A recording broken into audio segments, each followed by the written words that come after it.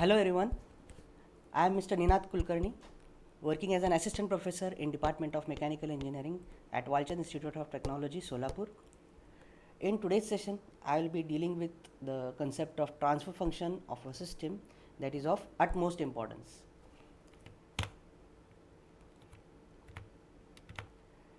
At the end of this session, the students will be able to learn the basics of transfer function of the system. That means the students will be able to understand the concept of transfer function of the system. Also, they will be able to estimate the locations of poles and zeros of the system which determine the stability of the system. So, we'll understand what do you mean by transfer function. In any system, the system parameters are designed. What we do in this designing the system is that we first determine the system parameters and select their values as per the design considerations or design requirements, whether you want the stability or more stability or less stability. Afterwards, the input is selected to see the performance of the design system. That means whatever the output we get, whether it is stable output or unstable output, that we determine. So, this is the flow chart of this system, whether the selected input gives the stable output or not in the vicinity of the disturbances that we are going to see or estimate. So, the effect of system parameters, the role of system parameters in the performance of the system can be expressed as the ratio of output to input. So, whatever the block diagram we have seen in the previous slide, that means the ratio of the system output to the ratio of the system input, that determines the system performance. So, mathematically, such a function that explains the effect of system parameters on the input to produce the output is called as the transfer function. What the transfer function determines is that whether we give the input, what the output we get, that is the given by the transfer function, or that is predicted by the transfer function. So, mathematically it is defined as the ratio of Laplace transform of output of the system to the Laplace transform of input of the system, under the assumption that all the initial conditions are 0, there are no disturbances in the system, and all the parameters are 0, set as 0, that is defined as transfer function. So, it is the ratio of Laplace transform of output to the Laplace transform of input of the system, that is called as the transfer function. So, symbolically it can be represented as, suppose R of t is the system input in the time domain, C of t is the system output in the time domain, and the system, it is there as a single block. If we convert this R of t and C of t from time domain to Laplace domain, that is R of s and C of s, we get a block that comprises of a transfer function. Okay. So, whenever we multiply this input to this block, that is the transfer function, we get the required output. Okay. So, that determines the transfer function. Mathematically, the transfer function is denoted by G of s. It is the ratio of Laplace transform of output to the Laplace transform of input, that is equal to C of s upon R of s. Now, let us understand the characteristics of the transfer function. So, transfer function, it gives the mathematical model of the overall system. So, the transfer function represents the mathematical model of the system. Okay. As it uses Laplace transform approach, it converts the time domain equations into simple algebraic equations. So, because we use Laplace, so integration of Laplace, it becomes 1 upon x or 1 upon s. Derivation of Laplace or double derivative of Laplace is become s square. So it converts complex time domain equations, that is integral and derivative equations, into simple algebraic or quadratic form. It is a property of the system itself. That means it does not depend upon the input. The Laplace transform or transfer function does not change with changing of input or disturbances. It is completely property of a system itself. Once the transfer function is known, we can predict the output response for any type of reference input. So once we know the transfer function, we can predict the output as it represents the mathematical model of the overall system.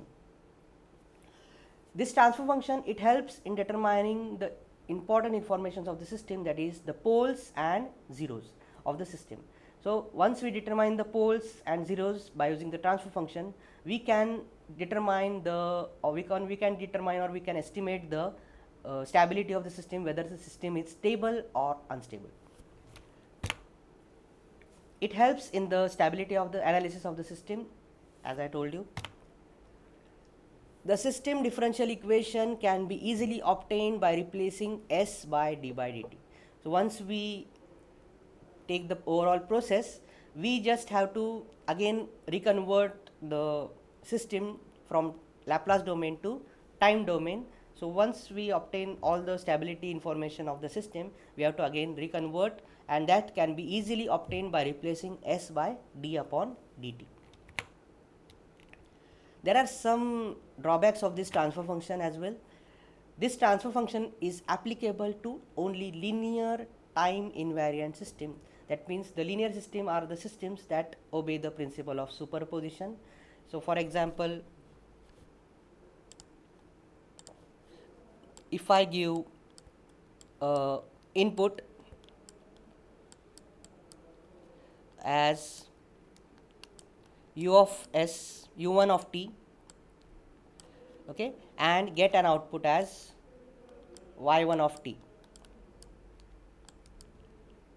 okay, and if I give another input u2 of t and get an output as y2 of t. Now once again, if I give the input as u1 of t plus u2 of t, I should get output as y1 of t and y2 of t. That means the system is linear. So this transfer function is applicable only to the linear time invariant system.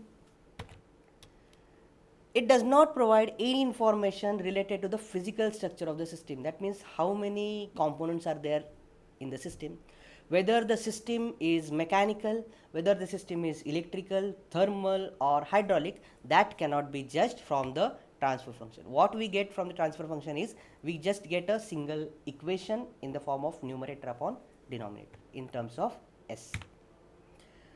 The transfer function is only applicable under the assumption that all the initial conditions are 0. So this is the assumption under the transfer function. Now let us understand what are poles and zeros of the system. Poles and zeros are the two terms to study the transfer function of the system. Poles and zeros can also be used to identify the stability of the system. So poles and zeros, they determine the stability of the system.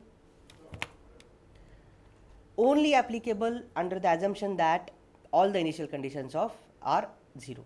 So as with the transfer function assumption, the same applies for poles and zeros because they are part of the transfer function.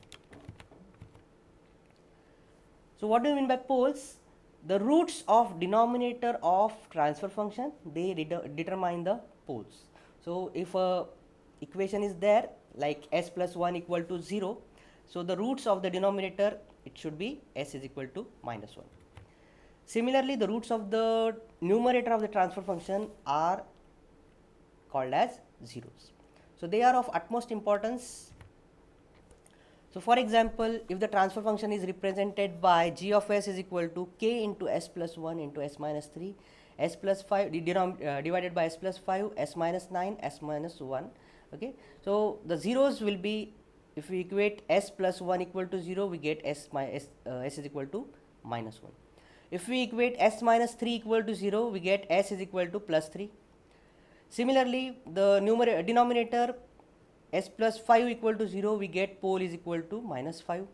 S minus 9 equal to 0, we get pole is equal to 9, and s minus 1 equal to 0, we get pole is equal to plus 1.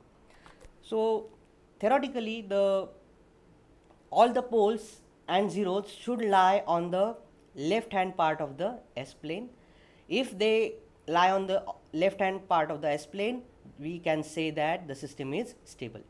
If some poles lie on the right hand side of the S plane, we can say that system is marginally stable or unstable.